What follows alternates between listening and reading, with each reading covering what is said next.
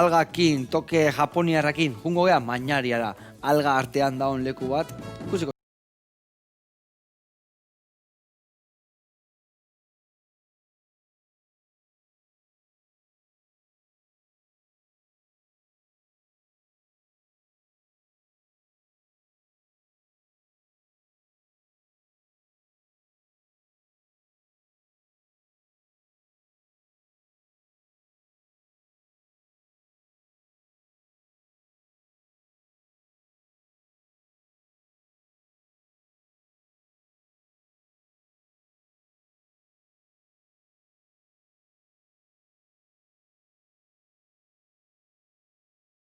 Behintzat, badaude erreketan ere, baina guk erabiltzen dugunak itsasokoak die. Moztuta bere garaian eta gero kontserbauta forma desberdinetan. Bai xikuek, bai gatxien eta batzuk freskuek ere. Oso goxua die eta propietate pila bat dauzkate. Sobre todo daukate mineral asko. Esaten duguna da, kentzen dizutena, sobran dekozuna eta emoten dizutena ez deko ona. Orduan, oso interesgarria da ohitura hartzea eta gure platertan egunero sartzea zerbait.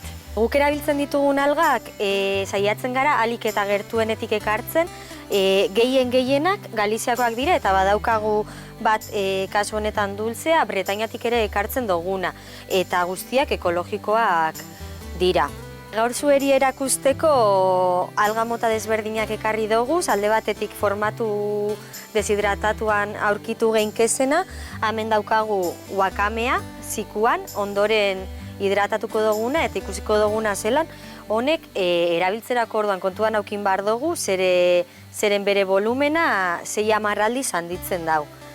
Daukagu bebai freskoan kodiuma, lanperna alga edo alga percebe deitzen diotena, eta dauka hori percebean testura bat, holan tal kual jalt daitekena, ez da behar zukaldatzerik, ez ezer. Eta hemen dauzkagu gatzetan kontserbauta, bi alga erakusteko, biak grazilaria dira. Agarra da polisakarido bat esaten dana, ez da alga bat. Eta ateatzen da grazilariatik eta gelidunetik. Eta hori, dago bi formato desberdinetan, egiteko gelatinak eta flanak. Guk hemen dauzkagun kontserbak, guk egindako errezetekin egindakoak dira eta Euskal Herrian bertan ekoiztuta. Alde batetik daukagu erakutsi dizuedan lanperna alga itsasoko ura eta urarekin kontserbauta, horrela jateko, egiten dugun pate bat, berdurekin eta lau alga motekin eta arrautzarekin, orduan pate vegetal bat izango litzekena, eta wakame alga kipularekin entzeboiauta estilo oriental batekin, soja eta jengibrearekin. Egia esan asko saltzen dira, ze oso modu errezean jaten dira. Oraintxe bertan garazik prestatuko digu errezetatxo goxo-goxo bat. Hortarako erabiliko dugu hause, Gracilaria carnosa.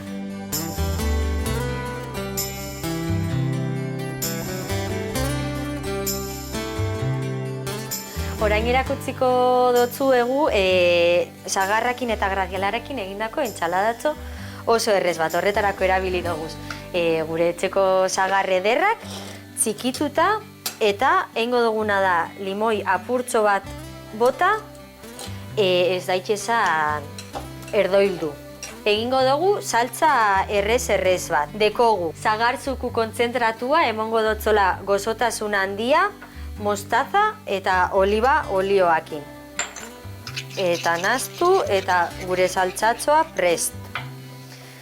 Eta honetarako erabiliko dugu Gracilaria carnosa alga. Lehenengo gatza kendu behar dotzegu.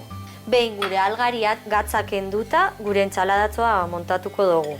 Sagarra ipini, saltza gainetik bota eta alga gorri ederrau gainetik ipiniko diogu. Hemen gure sagar entsalada alga grazilariarekin.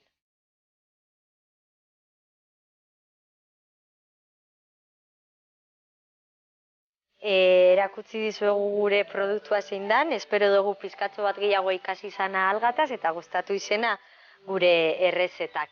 Eskerrik asko aukera emotearren zuei hau erakusteko eta hurrengoa nahi baduzue be gu hemen egongo gara. Eskerrik asko. Eskerrik asko, agur.